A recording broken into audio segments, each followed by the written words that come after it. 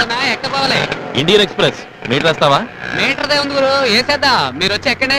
బొంబాయి వచ్చినా బుద్ధి మారలేదే. మారంది మీరా లేక మేమా? Hello, train strike, peak hours. Auto వాళ్ళు ఎలాగైనా 150 రూపాయలు అడుగుతారు. ఎందుకు విడివిడిగా వెళ్ళి 150 రూపాయలు ఇచ్చుకోవటం? పైగా మా ఆఫీస్ మీ బ్యాంక్ దాటిన తర్వాతే. నన్ను కలిసి వెళ్దాం.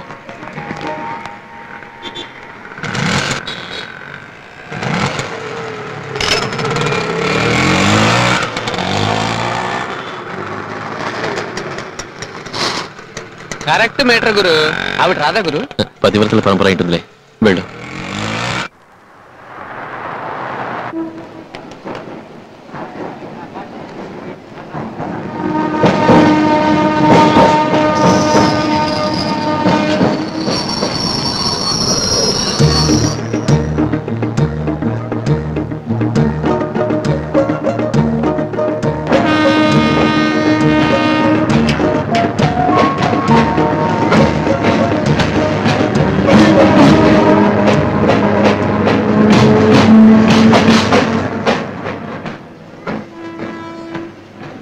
ఎక్స్క్యూజ్ మీ, నాకేమో 16 ఏళ్ళు, మీకేమో 15 ఏళ్ళు. నేనేదో మీకు లవ్ లెటర్ ఇచ్చినట్టు, మీరు దాన్ని చించేసినట్టు ఎందుకు నా మొహం చూసేలా తప్పుకుంటారు?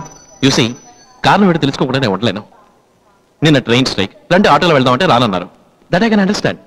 ఆటోలో వస్తే మీరు నా పక్కనే కూర్చోవలసి వస్తుందని. కానీ ట్రైన్లో వస్తే ఏమవుతుందండి? ఇది 21st సెంచరీ, మీరేం పల్లెటూరు పిల్ల కాదు.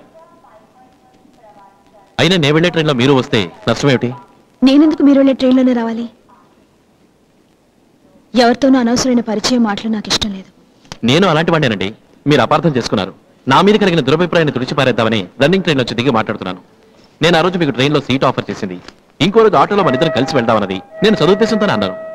ఇద్దరం ఒకే ఏరియాలో ఉంటున్నాం, ఒకే రూట్లో ఉద్యోగానికి పెడుతున్నాం, ఒకే చోట ట్రైన్ ఎక్కుతున్నాం. మీ బ్యాంకులోనే నా అకౌంట్ ఉంది, పైగా మనం భారతీయులం. అంతేగాని మీతో నేను మాట్లాడడానికి వేరే ఏ దురుద్దేశం లేదు. నేను మీరు అనుకునే దుర్బుద్ధి గలవాణ్ణి కాదు. మీకు దండమండి. ఇక మిమ్మల్ని ఎక్కడ చూసినా నేనే తప్పుకుపోతాను.